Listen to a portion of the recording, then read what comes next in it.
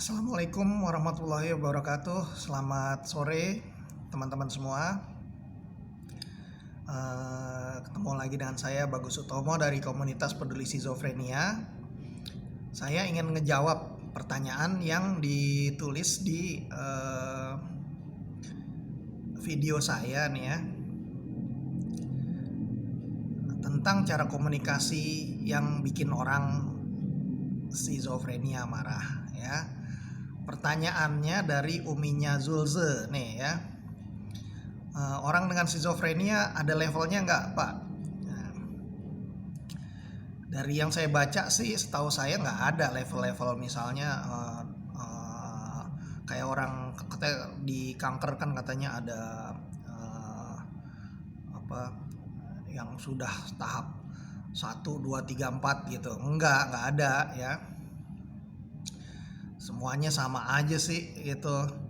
Tetapi memang ada tahap-tahap waktu dia proses terbentuknya, yaitu ada tahap fase tidurnya skizofrenia, yaitu fase prodromal. Jadi fase tidur ini maksudnya dulu orang tersebut sudah ada kerentanan genetik, psikologis dan sebagainya. Itu adalah fase tidur atau prodromal ya, jadi gejalanya belum muncul menjadi sebuah gangguan gitu. Jadi dia baru gejala-gejala minor ya terbentuknya, dan itu skizofrenia kan munculnya usia 15 sampai 30 tahun. Jadi biasanya masa tidur ini sebelum usia tersebut gitu. Misalnya anak itu udah mulai minderan ya, pencemas, terus kemudian jarang bergaul. Nah, itu gejala-gejala minornya udah kelihatan itu di situ. Nah, kalau di masa tersebut segera dikenali itu ada kendala apa kok kamu nggak mau bergaul, kemudian dikasih terapi ya, oleh psikolog misalnya, sehingga dia mulai akhirnya mau bergaul dengan temennya, kemampuan sosialnya berkembang, dia bisa terhindar dari gangguan skizofrenia malahan gitu. Nah, pada masa itu gejala-gejala itu perkembangannya belum besar. Tapi ketika dia memasuki usia rentan nih 15 sampai 30 tahun, terjadi penurunan kondisi otak yang sangat drastis gitu. Itu udah saya kutip nih dari penjelasan Dr. Nurmiati Amir. Jadi ketika udah memulai masa dia terbentuknya tuh 15 sampai 30 tahun, terjadi penurunan yang sangat drastis. Sehingga di situ mulai muncul gejala-gejala yang lebih serius, misalnya nilainya anjlok, dia menarik diri dari pergaulan, dia mulai paranoid, merasa dibully sama temannya padahal temannya nggak bully dia gitu, merasa diomongin dan sebagainya. Terus kemudian dia mulai membentuk waham dan sebagainya. Nah, di situ muncullah gejala-gejala psikosis. Nah, kalau di dalam masa-masa awal ini dicegah, ya kalau di luar negeri ada namanya program pencegahan psikosis gitu ya. Namanya Early Psychosis Prevention Program. Kalau di luar negeri itu di Australia yang saya tahu ada gitu. Ketika anak udah mulai nilainya jelek, menarik diri dari pergaulan, mulai paranoid sama teman-temannya, sama lingkungannya. Nah, ini segera dipanggil, kemudian diberikan konseling, dikasih treatment, pengobatan dengan dosis terendah kalau Early Psychosis Prevention Program, sehingga dia akhirnya dia membaik dan dia bisa selamat. Ini malahan kalau pakai program Early Psychosis ini dia nggak harus minum obat jangka panjang gitu.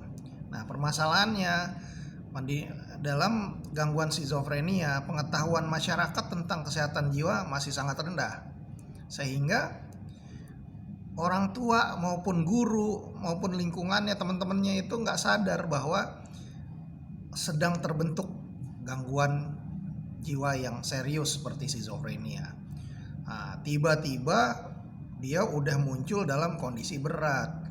Udah, kalau skizofrenia kan syaratnya gejala psikosisnya itu bertahan 6 bulan atau lebih gitu. Ketika muncul gangguan jadi berat baru kaget. Nah, udah muncul menjadi gangguan skizofrenia, orang tua sendiri juga masih belum yakin nih, masih berpikir bahwa ini santet lah, atau ini salah berguru lah, atau karena macem-macem lah sebabnya spiritual lainnya gitu. Nah, akibatnya dia bukan segera berobat ke psikiater, bukan mendapatkan konseling dari psikolog, dia malah ke pengobatan alternatif. Akibatnya semakin tertunda lagi treatment yang baik, akibatnya ini jadi berat penyakitnya gitu. Rata-rata di Indonesia tuh ada penelitiannya, rata-rata keterlambatan berobat itu sampai 3 tahun. Akibatnya tuh jadi kondisi berat penyakitnya. Nah, dia udah nggak mau bergaul, udah bengong, rawat dirinya udah buruk, nggak tidur, udah bau badannya. Nah, udah parah dulu, baru balik lagi dibawa ke dokter. Akibatnya jadi sulit proses pemulihannya, dan yang lebih sulit lagi, dia udah ketinggalan dari teman-temannya yang sebaya sama dia. Selama beberapa tahun proses hidupnya terhenti. Nah, temannya udah kerja, udah kadang menikah dan sebagainya. Nah, dia masih baru mulai sembuh. Nah, ngejar ketinggalannya jadi lebih sulit gitu ya. Jadi setahu saya sih nggak ada sih tahapan-tahapan, misalnya ini nih apa, kanker, kalau kanker udah level 4 ini deh gitu, stadium 4 katanya. Nah, kalau di skizofrenia enggak ada gitu. Kalau udah muncul skizofrenia ya udah sama gitu dengan yang lain-lain gitu. Cuma kompleksitas masalahnya berbeda-beda. Ada orang yang tadi cepet dibawa berobat, nah, terus kemudian dianya juga kooperatif dibawa berobat, itu proses pemulihannya jadi lebih mudah. Ada yang keluarganya mendukung, nah, jadi lebih mudah. Ada keluarganya masa bodoh, bahkan malah kesel dan dibuang dia atau dipasung. Nah, jadi lebih berat kondisinya seperti itu. Atau ada faktor-faktor psikologis yang berat, misalnya dulu korban pelecehan seksual di masa kecil, korban kekerasan. Nah, itu menambah kompleks dari kondisi kejiwaan orang tersebut. Gitu ya. Kurang lebihnya sih kayak gitu. Obatnya sama kok semua juga, misalnya dengan jenis-jenisnya nih, jenis skizofrenia hebefrenik dengan paranoid dan sebagainya, ya obatnya juga sama-sama juga. Jadi bagi kita itu nggak terlalu penting sih kalau masalah tadi stadium-stadium, karena kalau udah menjadi gejala skizofrenia tuh tandanya udah berat. Kalau dari tadi masih fase prodromal, masa tidur, gejalanya belum begitu muncul, itu masih bisa ringan namanya. Terus kemudian early psychosis, gejala psikosis muncul halusinasi, delusi masih awal-awal di bawah 6 bulan, dicegah, wah itu masih ringan, masih bisa, riwayatnya bisa berubah deh jadi pulih maksimal bisa. Tapi kalau udah 6 bulan terus bertahan terus gejalanya menjadi skizofrenia, itu udah berat namanya ya.